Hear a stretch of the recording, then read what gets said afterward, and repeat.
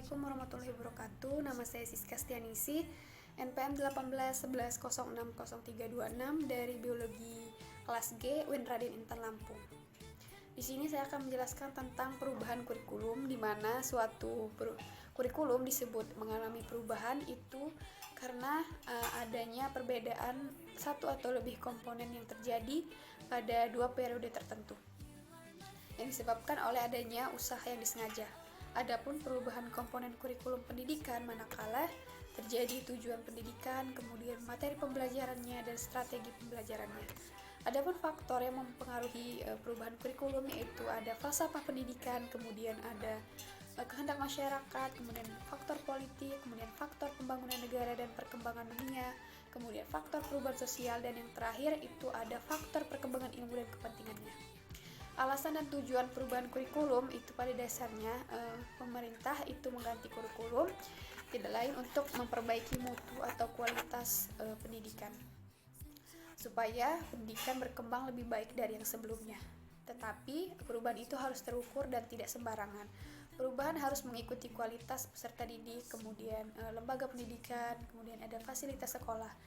Secara global, perubahan kurikulum harus memastikan sistematik dan teknik permasalahan pendidikan.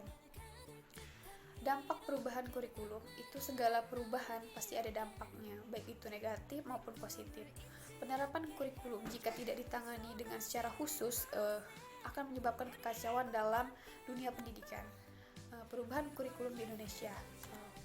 Perubahan kurikulum di Indonesia itu terjadi pasca kemerdekaan, yaitu pada tahun 1947. Kurikulum ini bersifat politis yang tidak mau lagi melihat dunia pendidikan masih menerapkan kurikulum Belanda, yaitu yang orientasinya pendidikan dan mengajarnya ditujukan oleh kepentingan kolonial Belanda. Kurikulum ini lebih mengutamakan pendidikan watak, kemudian kesadaran bernegara, kemudian dan bermasyarakat. Kemudian kurikulum terjadi pada tahun 1952 itu memfokuskan pada pengembangan daya cipta, kemudian rasa, kemudian karya dan moral. Kemudian kurikulum terjadi lagi perubahan pada tahun 1964. Kemudian perubahan terjadi lagi pada tahun 1968 di mana kurikulum ini bertujuan bahwa pendidikan ditekankan pada upaya untuk membentuk manusia Pancasila yang sejati dan kuat. Kemudian terjadi lagi perubahan tahun 1975. Kurikulum ini menekankan pada tujuan agar pendidikan lebih efisien dan efektif. Kemudian perubahan terjadi lagi pada tahun 1984 yang disebut dengan kurikulum CBSA. Kemudian terjadi lagi perubahan pada tahun 1994 mengubah dari sistem semester ke sistem catur bulan. Kemudian terjadi perubahan lagi pada tahun 2004. Kurikulum ini disebut dengan KBK, Pendidikan Berbasis Kompetensi Menitik Beratkan pada pengembangan kemampuan untuk melakukan tugas-tugas tertentu sesuai dengan standar performance. Kemudian terjadi perubahan pada tahun 2006. Kurikulum ini sebutan kurikulum ini dengan sebutan KTSP. Kemudian yang terakhir yaitu kurikulum 2013 atau kurikulum yang saat ini diterapkan di Indonesia.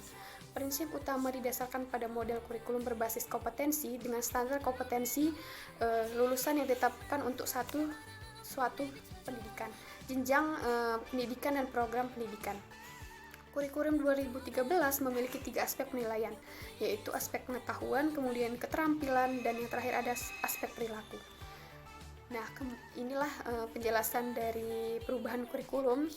Semoga bermanfaat. Saya akhiri. Wassalamualaikum warahmatullahi wabarakatuh.